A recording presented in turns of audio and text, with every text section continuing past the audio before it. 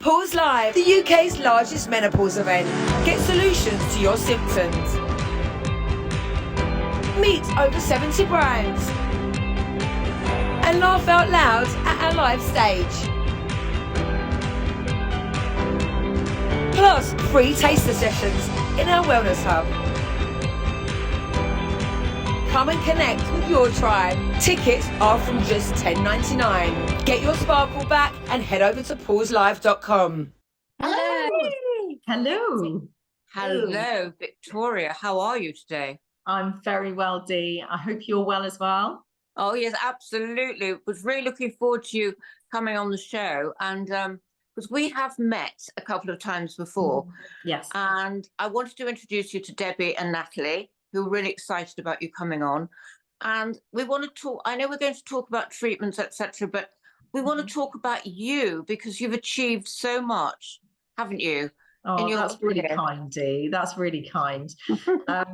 Yes, I mean, we first started having conversations about treatments and everything else, and you and I have got talking about my career and how it's kind of changed over the last few years, which has been great. But I've been in the beauty and aesthetics industry for over 24 years. So I started when I was 12, and I know a lot of good doctors, so it's always good, to keep it. It started when you were in the womb. Absolutely, absolutely. But yeah, I spent a long time. The first part of my career was very much as hands-on. I was a hands-on beauty therapist. That's kind of how I started. And I was in the spa industry. So I worked for people like the Champneys and the Sanctuary in Covent Garden when it was still there, which was just wonderful. And then I moved into skincare. I worked for Clarins for a very long time and kind of worked my way up through the company. And then I moved into aesthetics about 15 years ago, and I just fell in love with it. So more the medical grade type skincare, more the kind of the tweakments as we tend to talk about them now, and just fell in love with it. I wouldn't move into any other industry now. And I was very much in the sales part of it. I kind of went through training and sales and everything else. And I was a sales director for a big skincare company, and I also had my own clinic in West London. And I just got a phone call very randomly last November and just said, would you be interested in the managing director position for Immode UK and Ireland? And I was really shocked, I have to be honest, because very much like a lot of industries now, is very male dominated at the top, and especially in the tech part of our industry. So I was delighted to get the call, and I kind of elbowed my way to the old boys club, got a seat at the table, and here we are. Amazing. Fabulous. That is an achievement. And you're still only about 21, aren't you? Well, that's what Absolutely. You look like. Absolutely. I mean, my face is still 21. My body may say something different. No, it's your brain. It's who you are. I think that's the thing. I mean, I think, how old am I? Natalie is definitely 8. Are you 8 or 7.5? I'm probably 6. 6. Dee is 3. Because we have to watch her all the time in case she gets in the car and presses the wrong buttons. And I'm probably the grown up at 5.5 or 7 or something. Yeah. But what is interesting is about Dee and Natalie is that they, until I got my hands on them, they hadn't done any treatments at all. Really? Yeah. They were under the illusion, both of them, until recently, that oh no, we don't want to have anything done. It's unnatural. It's going to look this, that, and the other. And now, of course, now they've been converted, and I can't get them out. It is that kind of industry, though. Once you kind of have a little taste and you realise it's not what social media paints it to be. There is natural ways of doing things, and there's lots of different approaches. You can go all in, or you can just have a little touch here and there. It's amazing the results that you can get, but also it's about people's confidence, isn't it? I'm very much about women empowering women, and having that added confidence as a woman is fantastic because it's accepted in all areas of your life. Well, I never ever was interested in beauty or beauty treatments until I was 40. And somebody gave me a voucher to a salon in Isha with a lady called Izzy. And I had my first facial, and literally it was like that, bang. Loved it. And I never left her until she moved on, and she now has a sort of private thing of her own, but she had a salon there. And I just did everything she told me. I mean, and I became completely addicted from that moment on, because I saw the difference it made. My mother always liked those things, but I didn't. I used to think, oh, I don't want to go to a spa. I find it boring, you know, facials are boring. But now it's just wonderful. I love it. Absolutely love it. And the body treatments now are incredible too, aren't they? Absolutely. I think that gap between wellness and aesthetics is getting smaller and smaller and smaller, and it is very much about self-care rather than just about changing how we look. It is about looking forward to going for a facial once a month and having that time for yourself, because you know, predominantly as women, we're constantly thinking about other people, making sure that we've got everybody else organized, and our kind of well-being tends to get, you know, put on the back burner. So if you do kind of get into even just a monthly facial, I think is always the place to start. It's something lovely to look forward to, where you can just switch off, relax, have that time for yourself. Don't worry about anybody else. Leave everybody else at the door and just come in and lay down and have that, and walk out feeling amazing and looking better. Absolutely. And you'd said also, Victoria, about women's well-being. And it's so true. And Debbie's right, because I always felt that, you know, I wasn't going to have anything done, on maybe the odd facial. But it's like somebody who, you know, converted to another religion. I'm now totally obsessed. You've joined the cult, the aesthetics cult. And it's like, you know, and Natalie's very much a sort of natural, you know, skincare, etc. But I don't care now. I'll go for whatever makes me feel good. I'm still a little bit like that. I love treatments that make my skin work for itself. I still have a worry that if I did too much, I wouldn't look like me. Like you. It's that whatever it is, it's just the subtlest thing possible for me. Yeah, it's interesting you say that, actually, Natalie, because the aesthetics industry is changing really rapidly over the last 12 months. We went through you know, a huge period of time where everybody was just about fillers and Botox, and that's not for everybody. I love Botox. I don't have filler, but I do love Botox. But now we're seeing a massive shift in the industry, and actually fillers are down. And in London in particular, I got an amazing stat the other day. They're actually down by 65% in comparison to this time last year. And it's because people like yourself are choosing to have more what we call collagen banking treatments. So it's about treatments that will stimulate your own natural collagen and make your skin work harder and your skin behave in a younger way, rather than having to fill it or do something like that. So, you know, it's really interesting. I've never needed face fillers because my face is big and round. Beautiful face. And my mother used to say, "Oh, thank you, darling. You have got glasses on. Have you put the right ones on today?" I have. My mother used to say when I was growing up, I said, "Oh, I hate my fat face." She said, "You will love that fat face when you get older. Believe me, because it stays, you know, round and it's never lost that much." But so I'm very lucky that I haven't needed fillers in my face, even though I've had a couple of, like I've had a temple filler, which was incredible because it lifts, but I've never had any filler for volume. So I've always been using all of this sort of, you know, collagen building stuff for years, and it is fantastic. But, you know, we've gone away from these people now that, you know, I kind of see them and think, oh my God, you know, with the huge, you know, the Botox foreheads, the huge lips, the enormous eyelashes. It looks very strange, doesn't it? Yeah. I thought actually I was looking forward to you can hear doing licking that. behind me. Can you hear licking? It's the dogs have just come back for a walk. Do you want to say hi? Say hi. One of them. Because Beanie's down for a facelift, isn't she? Oh no, Beanie's had everything done. She especially likes vagina treatments, Beanie.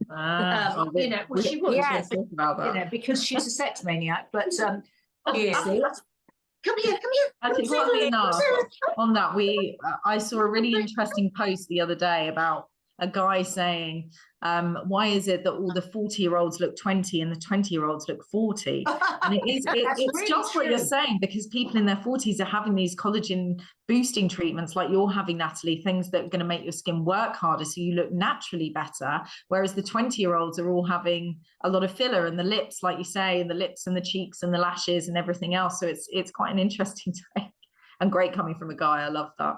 Yeah, it is true. And I think the more that we can make our bodies work for us. I was reading today in one of the papers as well, there are going to be new vaccines out that can help us with Alzheimer's and cancer and everything.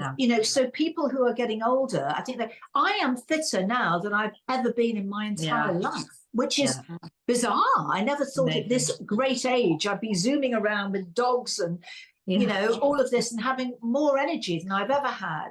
And is that, I wonder, I mean, I think it goes hand in hand, because I do feel that I look younger, so I feel younger, and I think it's all to do with when you look in the mirror, what you get back at yourself. If you feel old and wrinkled, then perhaps you behave old and wrinkled. Last Friday, I had the most incredible treatments, and we're going to talk more about those, going forward. But just very, very briefly, I actually thought, I mean, I didn't really know why I was having the treatment, but I just knew that it'd be good medically as well as aesthetically. So I had two treatments. One was the sort of microneedling, which was the Morpheus 8. Yes.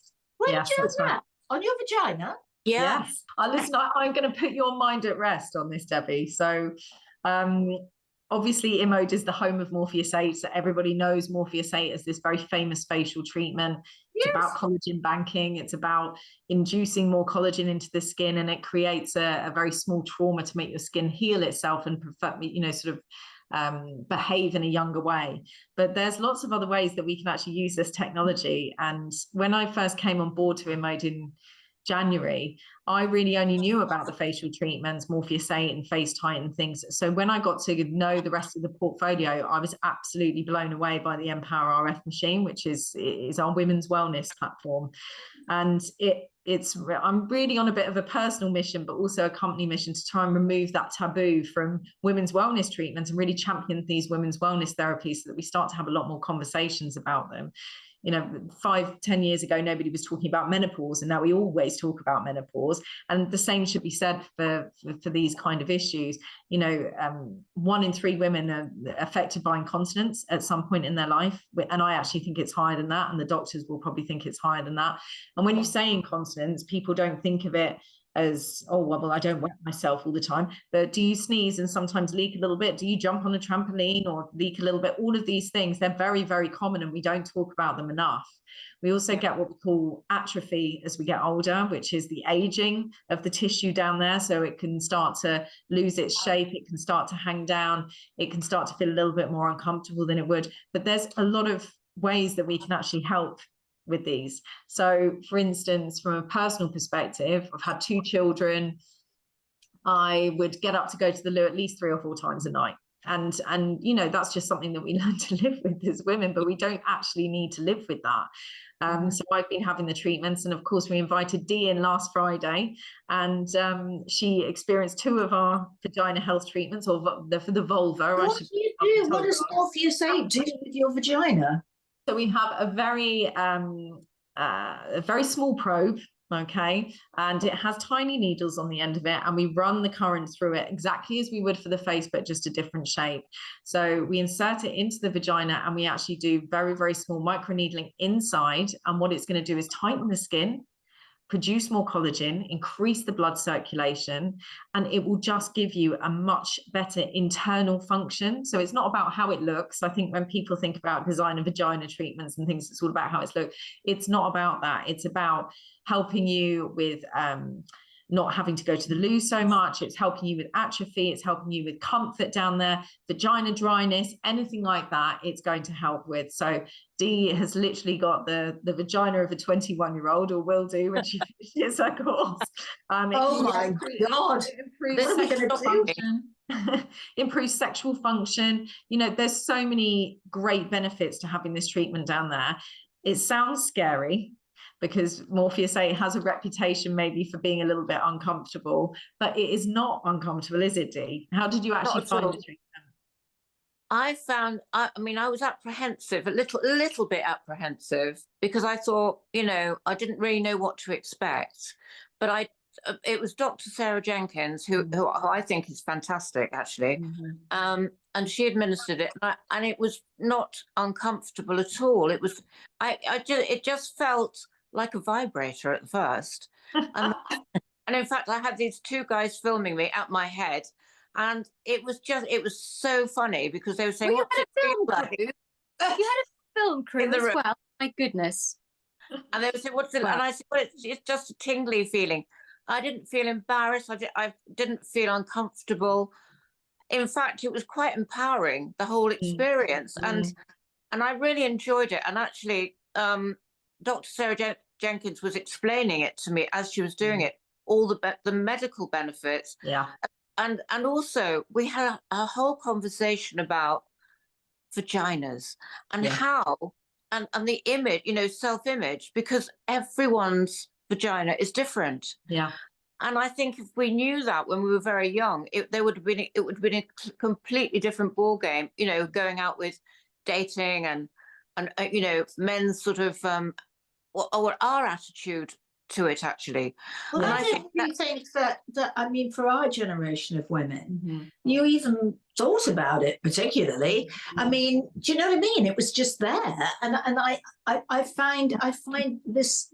It's great that it's so open, but my daughters are much more into things like this as opposed to me, because the most daring thing that I've ever done is had laser to get rid of the hair on my bikini line. Yeah. That's the closest anyone's got to my vagina.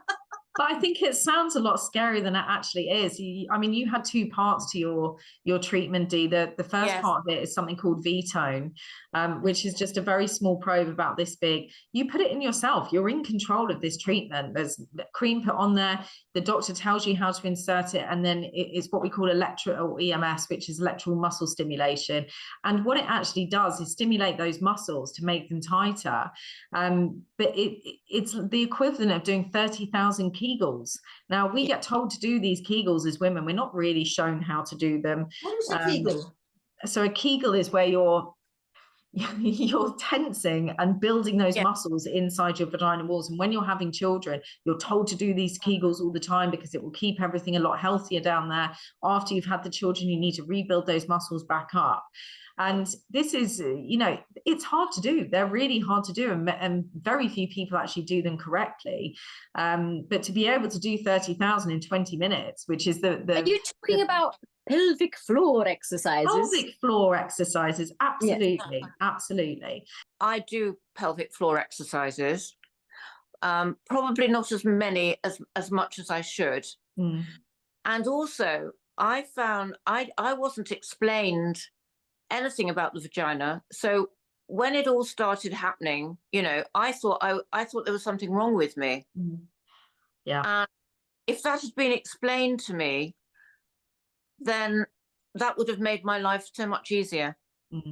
What do you mean when it all started, you thought something was wrong with you? Well, when the vagina develops, and you get labia and all that happening, and I thought I was a freak. Well, you are.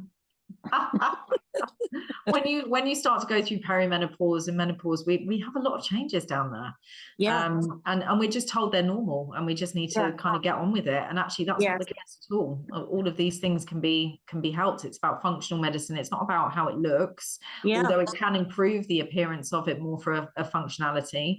A lot of women experience a lot of chafing and uncomfortable things because their vaginas or their vulvas are changing as they go through these hormonal changes, and they don't have to go through all of that.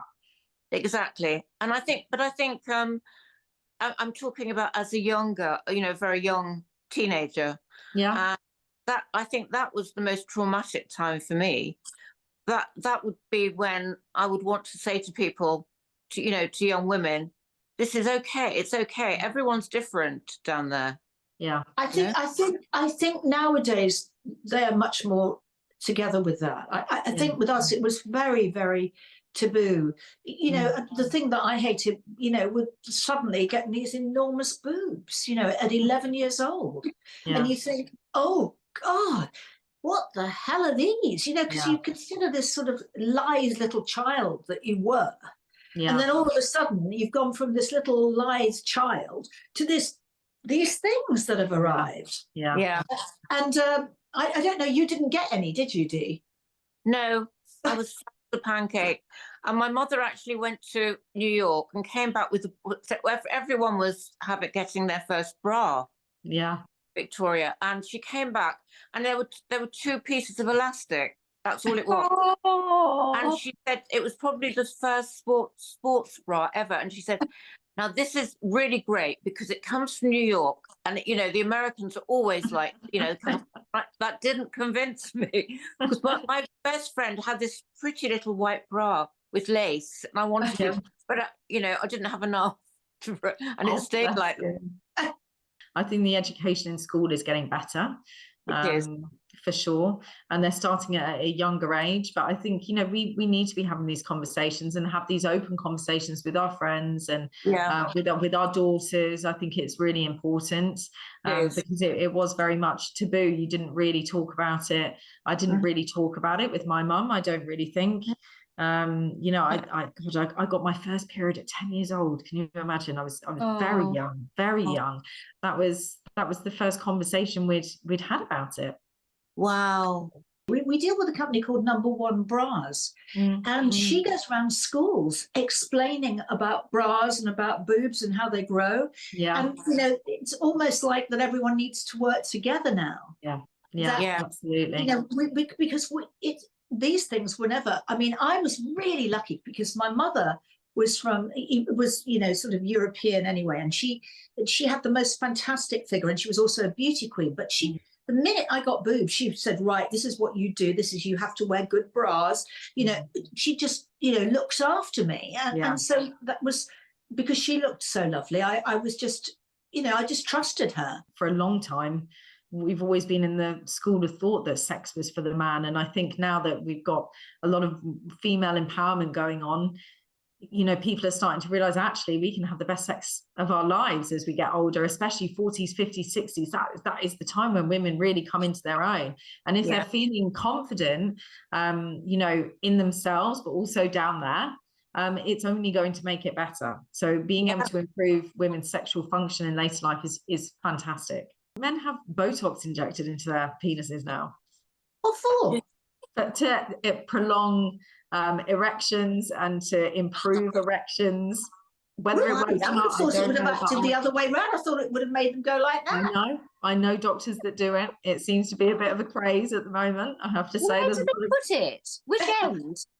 I mean, both. I accept multiple injections. Most of these treatments, that injectables or, you know, medical treatments or beauty treatments that we have, all started in the medical section. Absolutely. That's how needling and sort of the science behind Morpheus 8 started. They would do it to improve scars straight after operations and things like that. And then, of course, they noticed that the collagen induction was better. They noticed that lines and wrinkles are fewer. And then, like with all good things, all these good aesthetic treatments really come from the medical industry. And then they kind of bring them in because they look at all these amazing results they can get for you aesthetically. We've got to go. I know. You've got to fly around today with the I could talk to you all for hours. I could talk for hours to you ladies, honestly. It's been an absolute pleasure. Well, you will be able to talk to us soon on Beauty Investigates, even more. So it's our twin show, isn't it? Talk about faces or bodies next time if you like. We've done the vagina talk.